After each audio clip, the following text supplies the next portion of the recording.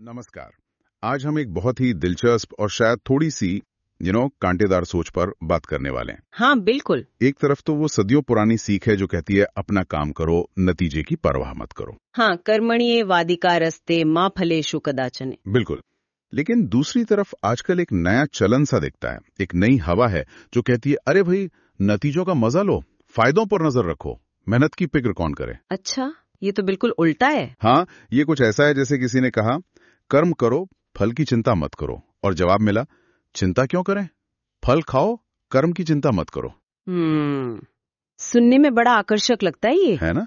आज हम इसी सोच के धागों को सुलझाने की कोशिश करेंगे।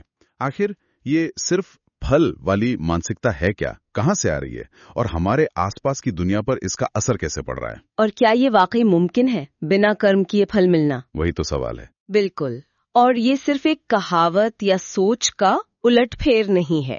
ये हमारे समाज, हमारे काम करने के तौर तरीकों पर, मतलब शायद हमारी प्राथमिकताओं पर भी एक गहरा सवाल उठाता है। हाँ, सही कहा। हम इस बात पर गौर करेंगे कि ये फल पहले वाली सोच इतनी आम क्यों होती जा रही है। क्या ये सिर्फ आलस है या इसके पीछे कुछ और गहरे कारण है? क्या कारण हो सकते हैं? ये दिखाता है कि कैसे कभी कभी फायदे उठाने की इच्छा वो जिम्मेदारी लेने की भावना पर भारी पड़ जाती है। अच्छा। तो चलिए इस विचार को थोड़ा और खोलते हैं। फल खाओ, कर्म की चिंता मत करो। पहली बार सुनने में तो लगता है जैसे जिंदगी कितनी आसान हो गई। हाँ, बिल्कुल एफर्टलेस। बस मोबाइल पर उंगलियां फिराओ, स्क्रीन स्क्रॉल करो, शायद दुनिया को ऑनलाइन थोड़ा बोर भी कर दो। ऐसा महसूस होता है जैसे बिना कोई खास मेहनत किए ही सब कुछ हासिल किया जा सकता है। इसके कई रूप हमें रोज दिखते हैं, जैसे रोज का 2 GB फ्री डेटा मिला है तो उसका पूरा इस्तेमाल करो। हाँ, चाहे कुछ प्रोडक्टिव हो या न हो। बिल्कुल। भले ही उससे कुछ सीखने को मिले या ना मिले, बस मनोरंजन चलता रहे। हाँ। या फिर किराए पे रह रहे हैं, लेकिन सोशल स्टेटस सब्सिडी या किसी और बाहरी सहारे से मेंटेन हो रहा है। अच्छा, मतलब अपनी कमाई से नहीं। हाँ, जिंदगी जैसे उधार पर चल रही है। एक लाइन जो इस मानसिकता को बखूबी पकड़ती है वो है ऑन बोर्डिंग हुआ, जिम्मेदारी छोड़ो। ये तो बहुत कुछ कहती है ये लाइन। यानी कहीं ज्वाइन तो कर लिया, सिस्टम का हिस्सा तो बन गए, अब काम या योगदान की बात क्यों करना। हाँ, या दिलचस्प बात यह है कि ये पूरी सोच इंस्टेंट ग्रेटिफिकेशन यानी तुरंत मिलने वाले सुख या फायदे पर बहुत ज्यादा केंद्रित है। इंस्टेंट ग्रेटिफिकेशन, हाँ। आज की डिजिटल दुनिया ने शायद इसे और भी हवा दी है। सब कुछ एक क्लिक पर उपलब्ध लगता है। सही बात है। चाहे वो मोबाइल डेटा हो, ऑनलाइन मिलने वाली लाइक हो, या आसानी से मिल जाने वाला क्रेडिट, ये सब बाहरी चीजें हैं, फौरी तौर पर अच्छी लग सकती हैं। हाँ, लगती तो है। लेकिन बड़ा सवाल ये है कि क्या ये असली मेहनत, असली कौशल या समाज में किए गए वास्तविक योगदान का विकल्प बन सकती हैं? शायद नहीं। ये प्रवृत्ति दिखाती है कि कैसे लोग फायदों, बेनिफिट्स को तो बहुत उत्साह से अपनाते हैं, लेकिन उन फायदों के पीछे जो मेहनत लगनी चाहिए, जो अनुशासन चाहिए, या जो जवाबदेही, अकाउंटेबिलिटी आती है, उससे बचना चाहते हैं। हाँ, अकाउंटेबिलिटी से बचना चाहते हैं। ये एक तरह का शॉर्टकट कल्चर है, जहां मंजिल तो चाहिए पर रास्ते की परवाह नहीं। ऐसा लगता है जैसे लोग भूल जाते हैं कि हर फायदे की एक कीमत होती है जो किसी न किसी को चुकानी पड़ती है। हाँ, और यही कहानी का दूसरा पहलू सामने आता है। अगर एक तबका सिर्फ फल खाने पर ध्यान दे रहा है तो जाहिर है कोई ना कोई तो है जो उन फलों को उगाने के लिए कर्म कर रहा है, मेहनत कर रहा है। बिल्कुल, कोई तो कीमत चुका रहा है। पर वो कौन है? वो है आम टैक्स पेयर, वो आम नागरिक जो चुपचाप अपना काम करता है। उसकी जिंदगी की तस्वीर कैसी है? सुबह की भीड़ भरी लोकल ट्रेन में धक्का मुक्की, पसीने में भीगकर ऑफिस पहुंचना, दिन भर की मेहनत। हाँ, रोज का संघर्ष। और फिर महीने के आखिर में जब सैलरी स्लिप आती है तो उस पे इनकम टैक्स का हिस्सा कटा हुआ दिखता है। घर की EMI चुकानी है, बच्चों की स्कूल की फीस भरनी है, बूढ़े माँ बाप की देखभाल, भविष्य की चिंता। हाँ, थोड़ी बचत भविष्य के लिए करनी है। इन सब जिम्मेदारियों का बोझ उठाते हुए यही वो स्टेक होल्डर है जो असल में देश का खजाना यानी ट्रेजरी भर रहा है। ये समाज में एक बहुत बड़े असंतुलन, इम्बैलेंस की तरफ इशारा करता है। हाँ, ये इम्बैलेंस तो साफ दिखता है। एक तरफ वो लोग हैं जो सिस्टम से मिलने वाले फायदों का उपभोग कर रहे हैं, शायद उतना योगदान दिए बिना जितना की जरूरी है या जितना वो दे सकते हैं। और दूसरी तरफ वो लोग हैं जिनकी खून पसीने की कमाई, जिनकी मेहनत और टैक्स के पैसे से वो पूरा सिस्टम, वो सारी सुविधाएं चल रही हैं। सही बात है। एक कड़वी सच्चाई जो इस स्थिति को बयान करती है वो है मेहनत हमारी, बर्डन तेरा। उफ, मेहनत हमारी, बर्डन तेरा, ये तो बहुत सीधा लगता है। ये सिर्फ एक लाइन नहीं, ये उस चुपचाप बोझ उठाने वाले वर्ग की आवाज है। और एक और दिलचस्प बात सामने आती है, इस टैक्स पेयर को, इस मेहनत करने वाले इंसान को शायद पैसों के रिटर्न ऑन इन्वेस्टमेंट, यानी उसने जो टैक्स दिया उसके बदले उसे क्या मिला, हाँ, ROI से भी ज्यादा, इससे भी ज्यादा आपने काम की इज्जत चाहिए, उसे सम्मान चाहिए कि वो देश के निर्माण में योगदान दे रहा है। बिल्कुल, उसे अपने श्रम का सम्मान चाहिए। लेकिन आज का माहौल कुछ ऐसा बनता जा रहा है जहां शायद किसी के बरसों की मेहनत से हासिल की गई डिग्री या सर्टिफिकेट से ज्यादा वजन किसका? किसी लुभावने टीवी विज्ञापन या TVC का या सोशल मीडिया पर बने दिखावटी माहौल का हो गया है। अच्छा, मतलब असलियत से ज्यादा चमक दमक। हाँ, ऐसा लगता है जैसे असलियत से ज्यादा चमक दमक मायने रखने लगी है। कर्म की गुणवत्ता से ज्यादा प्रस्तुति महत्वपूर्ण हो गई है। यह उस मेहनतकश इंसान के लिए हतोत्साहित करने वाला हो सकता है। हाँ, ये तो है, सही कहा। और ये फल पहले वाली सोच सिर्फ समाज या सरकारी सब्सिडी तक ही सीमित नहीं है। नहीं, बिल्कुल नहीं। इसका असर कॉर्पोरेट दुनिया यानी हमारे दफ्तरों के कल्चर पर भी साफ दिखाई देता है। वहाँ बड़ी बड़ी बातें होती हैं KPIs की, की परफॉर्मेंस इंडिकेटर्स की। हाँ, परफॉर्मेंस मैट्रिक्स, यानी प्रदर्शन मापने के पैमानों की। लेकिन सवाल ये उठता है कि इन KPIs में कर्म का KPI कहाँ है?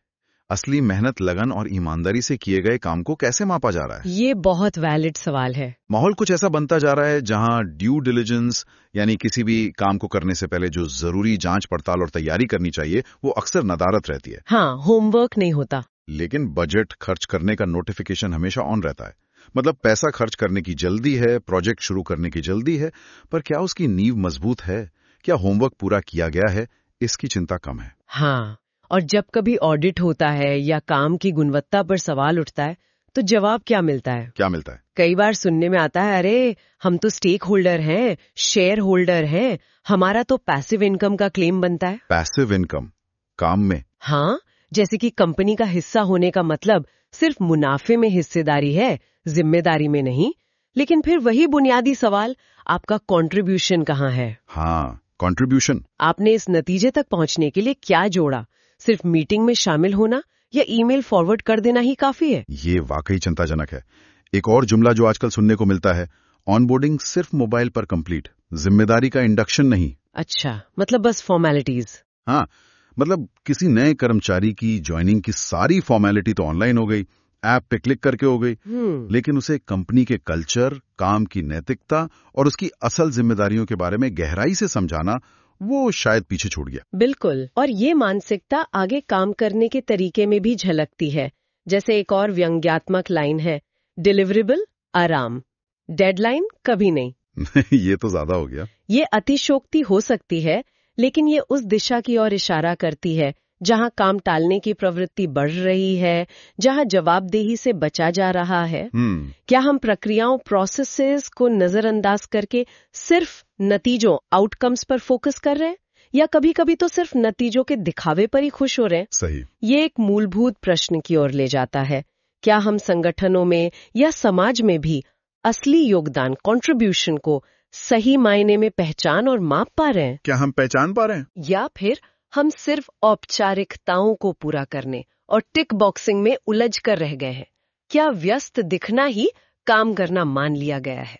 असली वैल्यू एडिशन कहाँ हो रहा है? तो फिर सबसे बड़ा सवाल यही खड़ा होता है कि क्या ये सिर्फ फल वाला सिस्टम, जहां योगदान कम और उम्मीदें ज्यादा हैं, लंबे समय तक टिक सकता है? हाँ, सस्टेनेबल है क्या ये? क्या बिना कर्म किए फल हमेशा मुफ्त में मिलता रहेगा?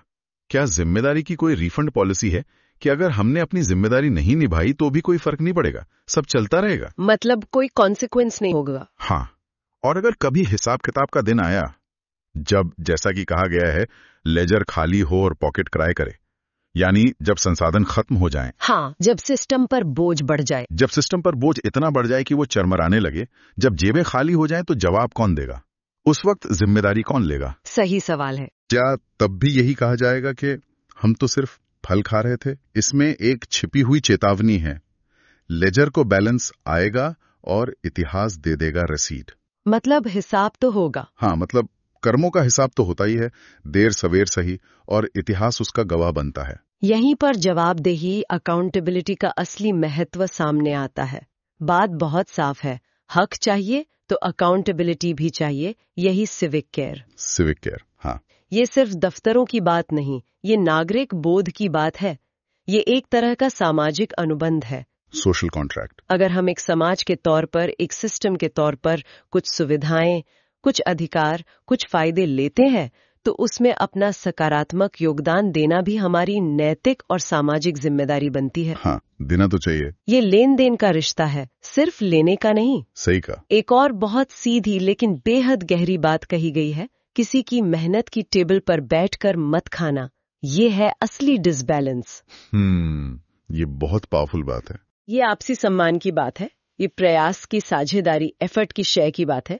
इसका मतलब है कि अगर कोई व्यक्ति मेहनत करके कुछ बना रहा है, कुछ योगदान दे रहा है, तो उसका सम्मान होना चाहिए। हाँ, बिल्कुल। और जो लोग उस मेहनत के फल का आनंद ले रहे हैं, उन्हें भी ये सोचना चाहिए कि वो इस सिस्टम को बनाए रखने के लिए क्या कर रहे हैं, ताकि ये संतुलन बना रहे। हाँ, ये संतुलन का सवाल है, न्याय का सवाल है। अगर ये संतुलन बिगड़ता है तो पूरा ढांचा कमजोर हो जाता है। तो घूम फिरकर हम वहीं पहुंचते हैं जहां से हमने बात शुरू की थी। एक तरफ आज का एक नारा सुनाई देता है, फल खाओ, कर्म की चिंता मत करो। हाँ, वो आकर्षक नारा। दूसरी तरफ उस आम टैक्स पेयर की खामोश लेकिन कड़वी सच्चाई है, मेहनत हमारी, बर्डन तेरा। और इन दोनों ध्रुवों के बीच एक सनातन, एक बुनियादी सीख फिर से उभर कर आती है कि ये बिना फल नहीं मिलता। ये लेसन हमेशा कोर है। ये तो बिल्कुल सच है। मेहनत का कोई शॉर्टकट नहीं होता, कम से कम टिकाऊ तो बिल्कुल नहीं। सही बात है। ये एक तरह से भगवत गीता की सदियों पुरानी सीख को ही आज के संदर्भ में, आज की भाषा में दोहराने जैसा है, लेकिन एक नए दिलचस्प अंदाज में। हाँ, कैसे?